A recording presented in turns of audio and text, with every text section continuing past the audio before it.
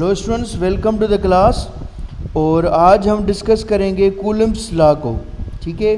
और chapter number 12 electrostatics जो है वो हम डिस्कस कर रहे हैं। और आज हमारा लेक्चर नंबर जो है वो 20 है। तो आइए स्टार्ट करते हैं। कूलम्ब्स लॉ जो है वो हम किसे कहते हैं, ठीक है ना। इसकी स्टेटमेंट क्या होगी, तो आप मैट्रिक क्लास के अंदर या फर्स्ट ईयर क्लास के अंदर लॉ ऑफ यूनिवर्सल ग्रेविटेशन पढ़ चुके हैं। लॉ ऑफ यूनिवर्सल ग्रेविटेशन, तो ये लॉ इस लॉ के साथ रिजेम्बलेंस रखता है। तो law of universal gravitation two masses के दरमियान जो है वो रिलेशन से रिलेटेड हमें फोर्स जो है वो बताता है। लेकिन कूलम्ब्स लॉ में हम कंसीडर करते हैं दो चार्जेस को, ठीक है ना। तो इसकी स्टेटमेंट सेम होगी और इन लॉज को हम कहते हैं इन्वर्स स्क्वायर्स लॉ, ठीक है। तो इसकी स्टेटमेंट को देखते हैं। द इलेक्ट्रोस्टैटिक रिपल्सिव और अट्रैक्टिव फोर्स, ठीक है। ये चार्जेस के दरमियान या तो रिपल्सिव या तो अट्रैक्टिव फोर्स होता है बिटवीन टू पॉइंट चार्जेस।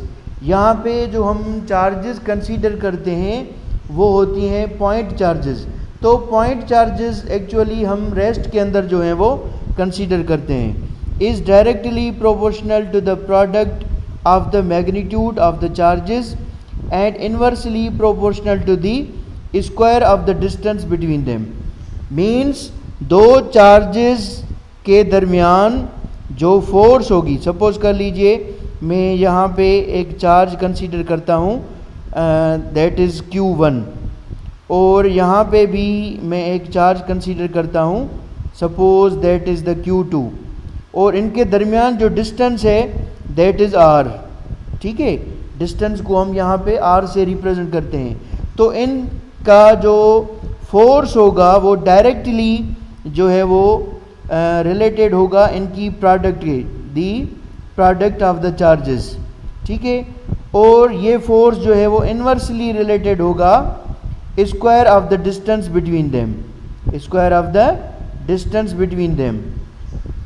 लेकिन हम ग्रेविटेशनल लॉ में क्या करते हैं, दो मासेस कंसीडर करते हैं, और कूलम्ब्स लॉ के अंदर हम दो चार्जेस जो होती हैं वो कंसीडर करते हैं। उसके बाद हम चलते हैं कूलम्ब्स लॉ के मैथमेटिकल रिलेशन के ऊपर।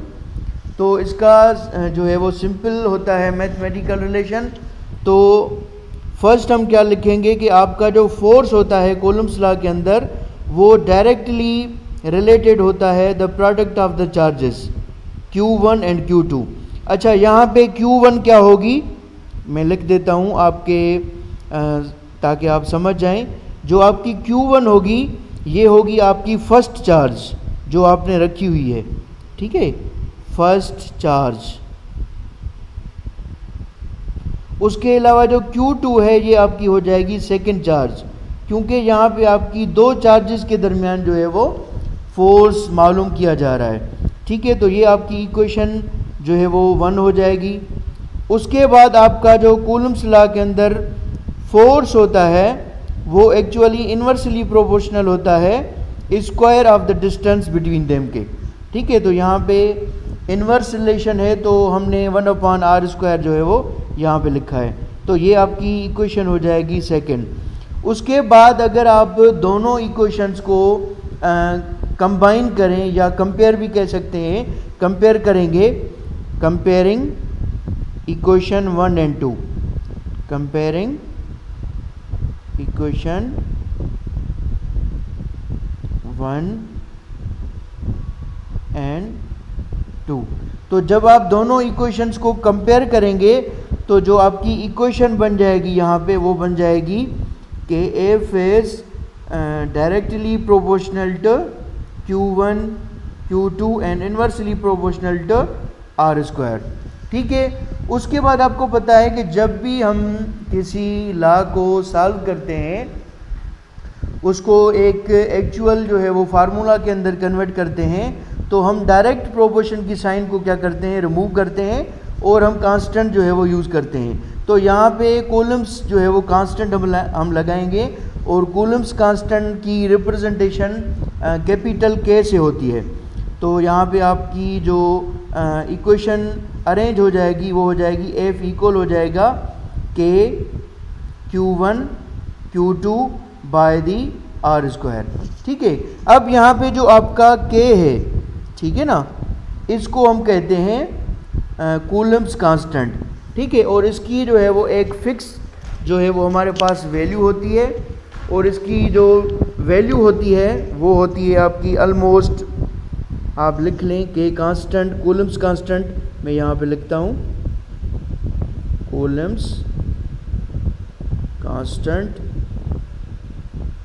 के, इसकी आपकी वैल्यू हो जाएगी 9 इंटू 10⁻⁹, और इसका यूनिट होता है न्यूटन मीटर स्क्वायर पर कूलम स्क्वायर।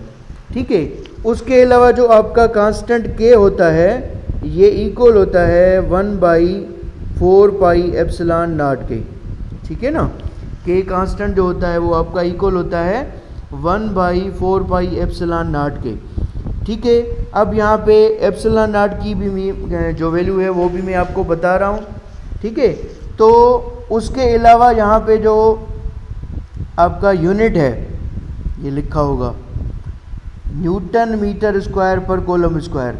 ये हम लास्ट स्लाइड में मैं आपको प्रूव करके दिखाता हूँ कि कांस्टेंट के का हम यूनिट जो है वो कैसे निकालते हैं, लेकिन यहाँ पे हम डायरेक्टली जो है वो लिख रहे हैं। ठीक है, उसके बाद आपका के जो है वो किस चीज़ के इक्वल होता है 1/4πε0 के। ठीक है, तो ε0 क्या होती है, इसको हम कहते हैं परमिटिविटी ऑफ फ्री स्पेस। मैं नेक्स्ट स्लाइड पे जाता हूँ, यहाँ पे स्पेस कम है तो यहाँ पे मैं लिखता हूँ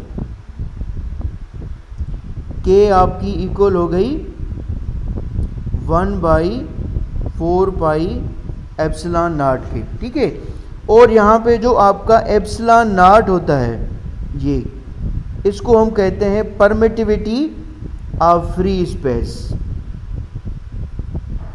परमिटिविटी ऑफ फ्री स्पेस।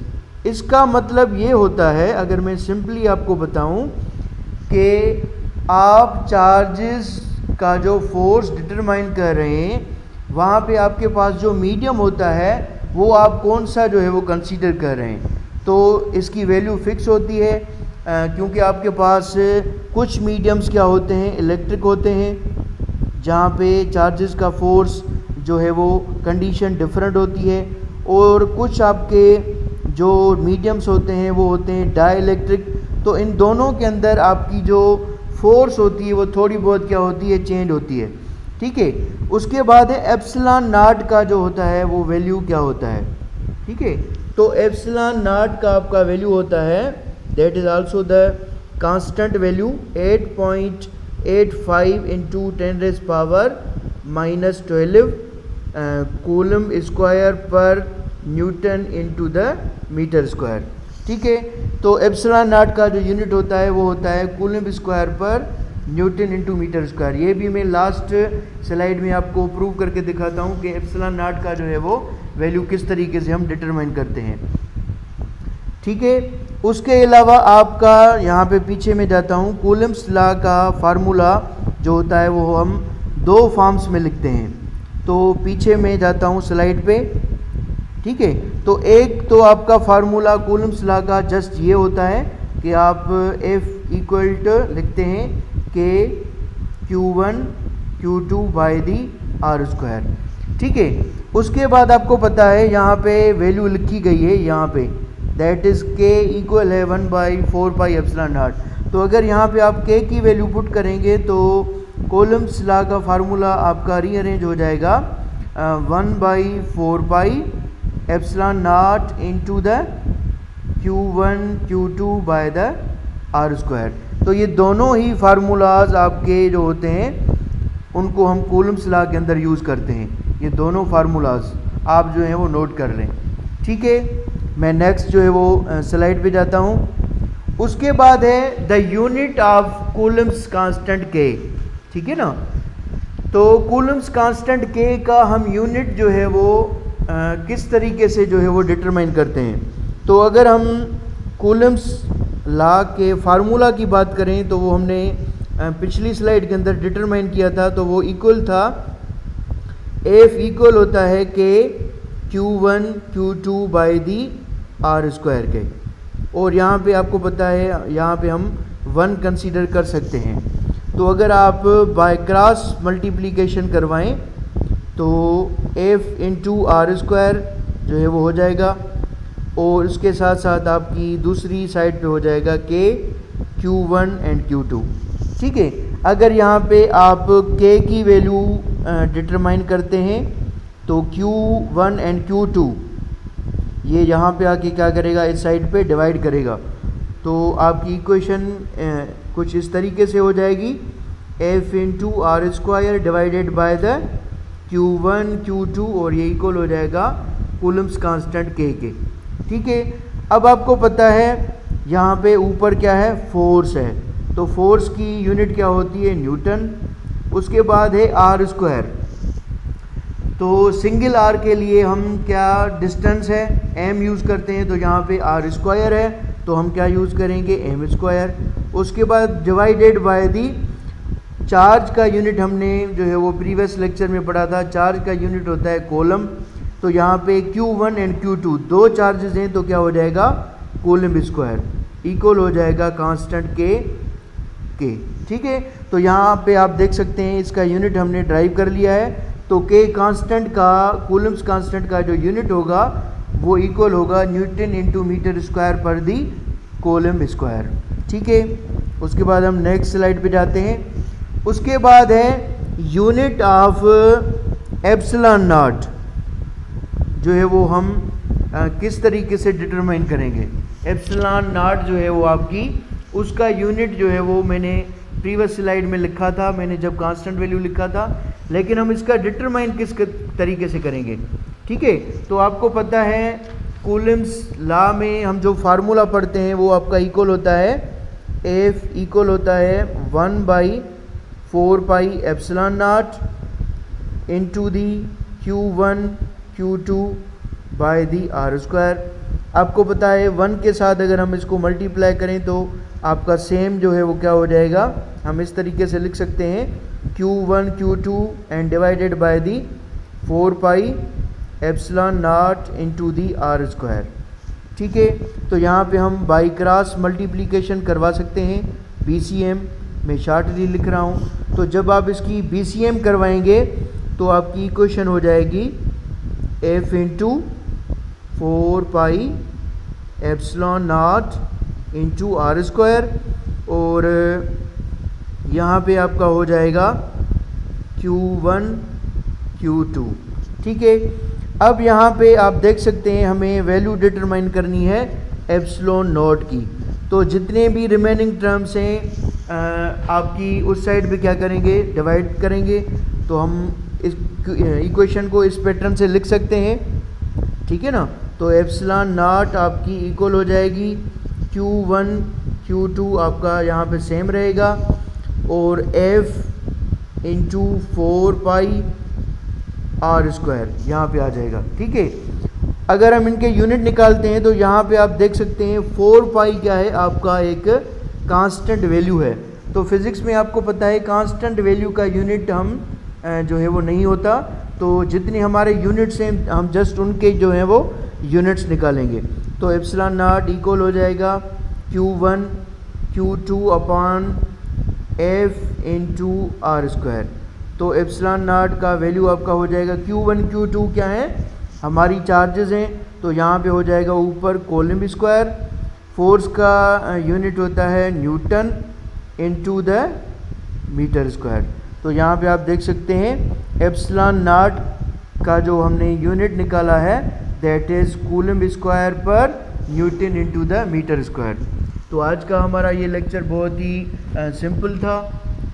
तो यहाँ पे हमारा लेक्चर कंप्लीट हो रहा है। इंशाल्लाह नेक्स्ट क्लास के अंदर हम नेक्स्ट टॉपिक को डिस्कस करेंगे। अपना ख्याल रखिए। Thank you, have a nice day.